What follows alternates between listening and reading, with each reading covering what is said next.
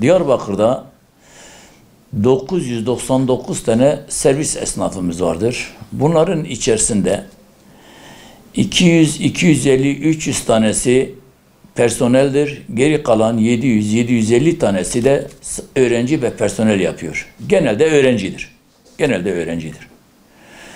Şu anda bu öğrenci servisini yapan esnaflarımızın işte 7-8 ay, sizler de takdir edersiniz ki bu pandemiden dolayı okullar kapalı. Hepsi normalde kontak kapatıp evin önünde duruyorlar. Hiçbir iş yok. Bu esnaflarımız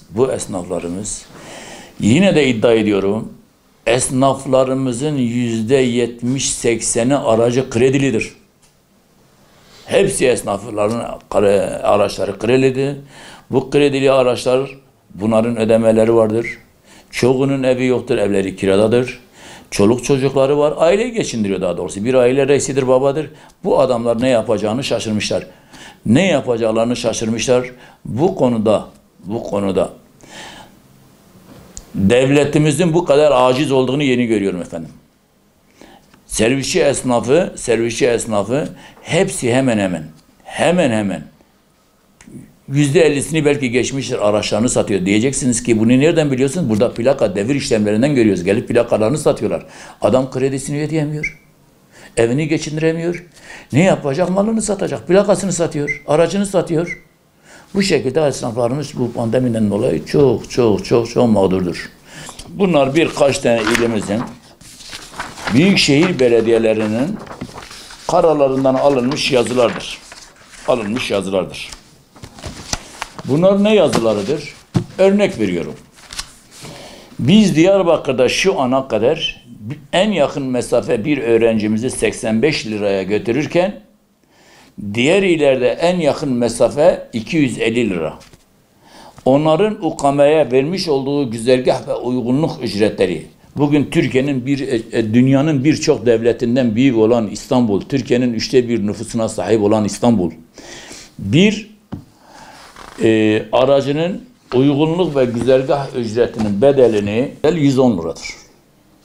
En yakın mesafe öğrencisi 250 liraya götürürken biz 85 liraya götürüyoruz. İstanbul. Biz ise minibüslerimizde ruhsatlarında minibüs yazılan araçlarda 840 lira, otobüs yazılan araçlarda ise 1000 lira para almaktadır. Bakın bu bir diğer İstanbul. Mersin 250 lira. Ankara 530 lira, pandemiden dolayı meclisin almış olduğu bir karar var yarı fiyatına. Gaziantep 330 lira, pandemiden dolayı ücret hiç almıyorlar. Muğla hiç almıyor. Adana hiç almıyor. Güzergah üzeri uygun ücret almıyor. İzmir sadece ve sadece kırtasiye parası olarak 20 lira para ödemektedir. Ben onun için ilgili yerlere defalarca müracaat ettim. Söylediğim halde muhatap bulamadım. Şoförlerin tepkisi çok büyük. Araçlarını ya yakacaklar, ya yolları kapatacaklar. Kendilerinin bana saygılarından dolayı bugüne kadar esnafımız duruyor. Kendilerini de zor durdurtuyorum. Daha önce de birkaç sefer girişimleri oldu. Trafik Denetleme Şube Müdürümüz Sayın Battal Bey ile görüştüm. Efendim böyle yapıyor. Kendileri iyi biliyorlar. Kendilerini zor durdurtmuş. Onun için esnafımız çok sıkıntılı. Bu konuda başta Diyarbakır Valimiz olmak üzere.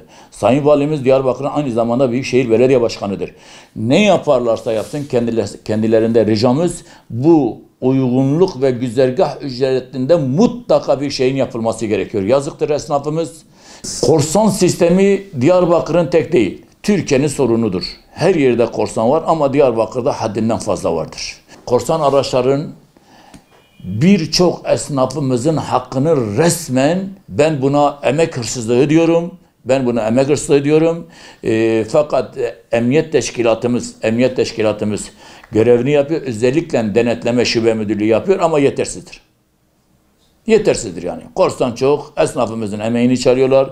Yazıktır. Emniyet teşkilatının çalışmaları yetersiz görüyorum. Bu konuda çalışmalar olacak. Trafik, zabıta ve jandarma. Özellikle çalışan bu korsan araçlar neresidir? İki taraflıdır.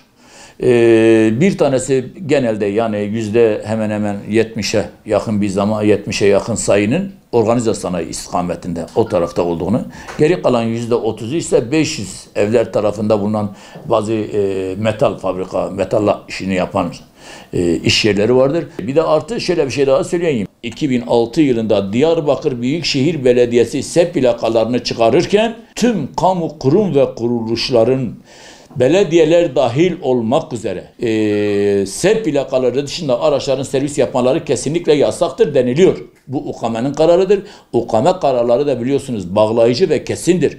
Ancak Cumhuriyet Savcılıklarının kanalıyla bunlar bozulur. Denildiği halde şu anda Diyarbakır belediyelerimizde korsan çalıştıran belediyelerimiz vardır efendim. Büyükşehir Belediye'miz UKM Daire Başkanlığı'ndan, ulaşımdan, yeni tekliflerimize yani yaptığımız müracaatlardan dolayı 85 liradan olan bir yakın mesafe öğrencimizi 120 liraya çıkarttılar. Bu bir nebze olsun esnafımız biraz rahatlamıştır. Bizim aslında Büyükşehir Belediyesi'nden istediğimiz şudur. Diğer illerden dolayı, bakın diğer illerin çok büyük imkanları var. Diyarbakır ilimizin bu kadar imkanı yoktur. Esnafımızdan bu kadar büyük bir fahiş bir fiyatın alınması kesinlikle yani artık bıçak kemiğe dayanmıştır. Biz diyoruz ki bizim esnaflarımızdan bu parayı almayın. Esnafımız mağdurdur, almayın. Belediyemiz de fakirdir, parası yok. En azından diğer iller gibi 200-250 lira bir para verdirirler mesela. Gel anlaşalım.